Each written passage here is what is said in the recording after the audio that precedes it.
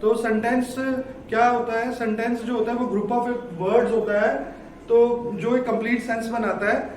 तो जब भी हम कोई सेंटेंस लिखते हैं तो हमें सेंटेंस लिखने के लिए ग्रामर की बहुत इंपॉर्टेंस, बहुत ज़रूरत होती है।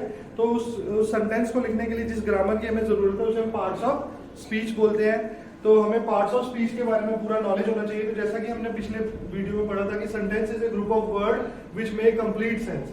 ठीक है, तो सेंटेंस एक ग्रुप ऑफ वर्ड होता है जो एक कंप्लीट सेंस बनाता है जब वो मतलब कि वर्ड जुड़ जाते हैं।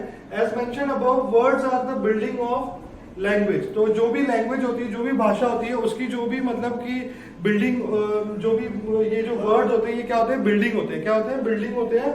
Look at the number of sentence through their smaller part, that is word, we can classify them according to their functions they perform. These classes are called parts of speech. तो इन्होंने कहा कि जो छोटे छोटे वर्ड्स होते हैं, जो हमारे पास छोटे छोटे वर्ड्स होते हैं जिनको हम यूज करके हम एक सेंटेंस बनाते हैं, तो वो एक लैंग्वेज की मतलब जो भी एक लैंग्वेज होती है उसकी जो बिल्डिंग होती है उसको बनाने में, उसको या किसी लैंग्वेज को लिखने में हमारी क्या करते हैं, हेल्प करते हैं। तो जो ये पार्ट्स ऑफ स्पीच होते हैं, पार्ट्स ऑफ स्पीच क्या होते हैं, ये हमारी हेल्प करते हैं। जैसे हमारे पास इंग्लिश लैंग्वेज है, अगर इंग्लिश लैंग्वेज में हमें कुछ लिखना है तो ये पार्ट्स ऑफ स्पीच हमारा बहुत हेल्प करते हैं, कि इंपॉर्टेंट रोल प्ले करते हैं हमें इंग्लिश को लिखने में। तो नेक्स्ट हम पढ़ेंगे अब कि parts of speech are 8 type. तो जो पार्ट्स ऑफ स्पीच है वो कितनी टाइप की है, 8 तरह की है, जो डिफरेंट क्लासेस हैं जिनकी।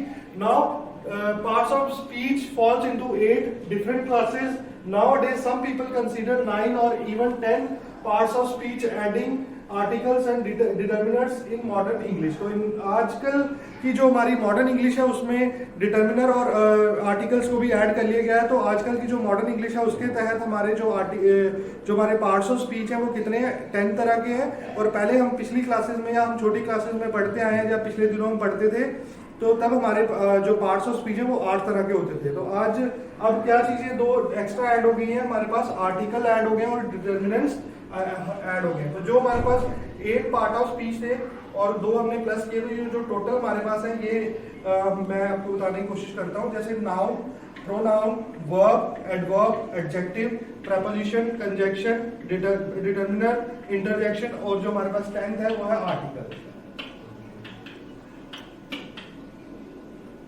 तो ये अब जब भी हमें जो नेक्स्ट हमें अब याद रखना है, जो मॉडर्न इंग्लिश है, जो हमारी अब इंग्लिश मतलब कि अब हम यूज कर रहे हैं, उसमें हमें आर्टिकल को भी साथ में याद रखना है। और ये टोटल हमारे पास 10 पार्ट्स ऑफ स्पीच है जिनके बारे में हमें नॉलेज होना चाहिए जब भी हमें कोई सेंटेंस लिखना है और अपनी इंग्लिश को अगर हमें इम्प्रूव करना है। तो हमें ये इन चीजों को बारी बारी पढ़ना पड़ेगा।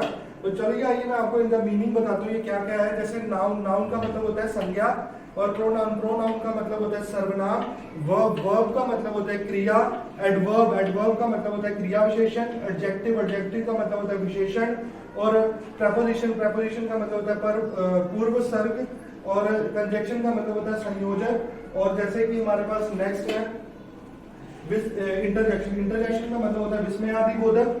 और ये जो हमारे पास डिटर्मिनेंट्स है जो मतलब कि चीजों को जोड़ते हैं, संयोजक। तो और जो आर्टिकल्स हैं, आर्टिकल्स जो भी हमारे मतलब कि जब भी हम किसी चीज के बारे में बताते हैं, तो जैसा कि आपको पता है कि जैसे ए आई ई ओ, तो वो जब भी हम कुछ बताने लगते हैं तो तब हमें जब कोई भी वर्ड इनसे शुरू होता है तो हमें किसका यूज करना पड़ता है, आर्टिकल्स का यूज करना पड़ता है।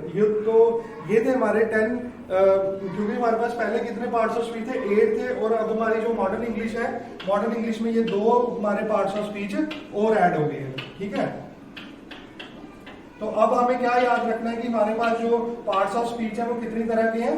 हमारे पास जो पार्ट्स ऑफ स्पीच है कितनी तरह के हैं, 10 तरह के। कितनी तरह के हैं, तो हमारे पास जो पार्ट्स ऑफ स्पीच है वो कितनी तरह के हैं, 10 तरह के हैं।